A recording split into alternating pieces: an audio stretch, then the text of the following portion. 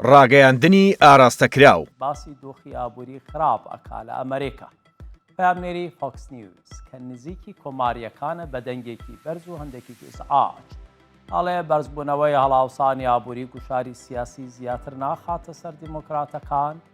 بایدن سەری باایە فایدەی نییە پامنێرەکە واز ناهێنێ. جارێکی تریش هەلەیە پرسێتەوە جۆ بایدن دەفع بووتی کورە دەبەسا کوڕی قەحفا بۆ ئەوە نا هێڕی مێشکی منە بەر. یەکێک لە ئەرکەکانی ڕاگەیاندن بریتیە لە ئاراستەکردنی کۆمەڵگا و ڕۆشنبیرکردن و پێدانی زانیاری. دەوترێت ڕاگەیاندن وەک شمشێری دووسەرە، نەزانی بەکاری بێنیت خۆت لەناو دەبات. ئەی ئەگەر ڕاگەیاندنەکە هی دەسەڵات بوو، ئەو کات دەبێ کارەکەی بگۆڕێت و ئاراستەکەی بۆ بەلاڕێدابردنی مێشکی هاوڵاتیان بێ و مەشغوڵیان بکات بە قسەی نابەجێ و بازاڕی و تەنانە دووتەی سێکسی وەک ئەم ڤیدیۆیانە. کێک لە کەیسەکان پیاوێکە ژن و مناڵیشی هەیە. کچێکی مەغریبی پێی فێر بووە فریوی داوە. کچەکە سەرەتا بە ڤیدیۆ سەر و قژی بۆ خستووەتە سەر کامێراکە. هێواش بە پاڕانەوەی کابرا تا خواری نیشانداوە. کابرا دەفع بووە ئەویش جلی لەبەری خۆیان نەهێشتووە. ڤیدیۆی بۆ کردووەتەوە وتویەتی تۆش حەقی خۆتە سەر و خواری من ببین.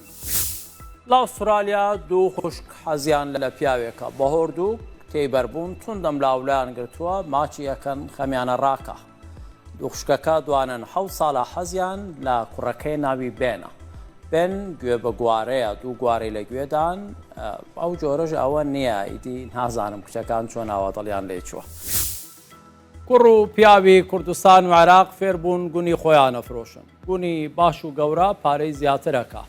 هیچ چەپە باشتری پێەکرێ زۆر لە هی ڕاست گرانترە. هەر کەس گونێکی لێ زیادە سواری تیارەیەکە نەیبن بۆ هیندستان. لەوێ بۆی دەرەهێنن لەو سەرەوە بە تاکێگونەوەی هێنەوە.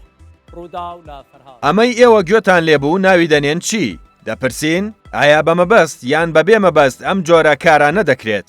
گومان دەکرێت ئەم ڕاگەیاندنە بەناو پرۆفیشناڵانە ئامانجیان تێکدانی کۆمەڵگا بێ، چونکە هەمویان دیارە لەلایەن چی لایەنێکەوە بەڕێوە دەبرێن ئەگەرنا مایک نادەن بەدەست هەموو کەسێکەوە یان لە چەند شوێنێکی تردا وەک ڕابواردن بە خەڵک دەڵێت بڕێک پارەت پێدەدەم تۆ 5 دقا بۆم هەڵپەڕە. ئەم وەڕقانی لە دەستی مندایە باشە کۆمەڵک شتیان نووسراوە ئەگەر ئەو داواکارت ئەنجامدا ئەم بڕەپارەی ئەبەیتەوە. ئێوە من اختصاسمە ئەگە پەشیمان بووە پەشیمانی تێدانێ بەڵادی بە هەڵپەڕە بەبێ گۆرانی جان بەبێ گۆرانی گۆرانی بۆڵم هەڵپەڕێنی بۆ دەرچوو 20,000شی لەسەر نووسراوە.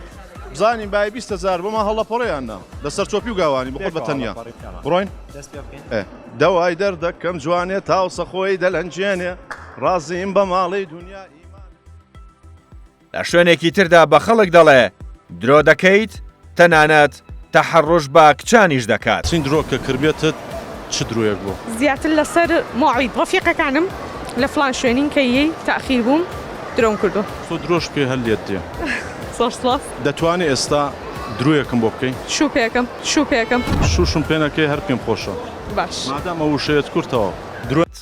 ئایا دەبێت وەزارەتی ڕۆشنبیری چکارێکی تری گرنگتر لە لێپرسینەوەی ئەم بەناو ڕاگەیاندنانەی هەبێ؟ چۆن دەبێ ڕێگا بدرێت لە ڕێگای چەند کەناڵێکی لەم جۆرەوە بە پارەی میلەت ئیشیان تەنیا بریتی بێت لە بەلاڕێدابردننی کۆمەڵگا؟ ئەگەر لەلایەن لانی بەرپرسەوە لێپێچینەوە ناکرێت دەبێت لانی کەم تاکی کورد هێندە هۆشیاری هەبێت کە بزانێ سەیری چی جۆرە ڕاگەیاندنێک دەکا و واز لە چی جۆرەکیان دەهێنێت.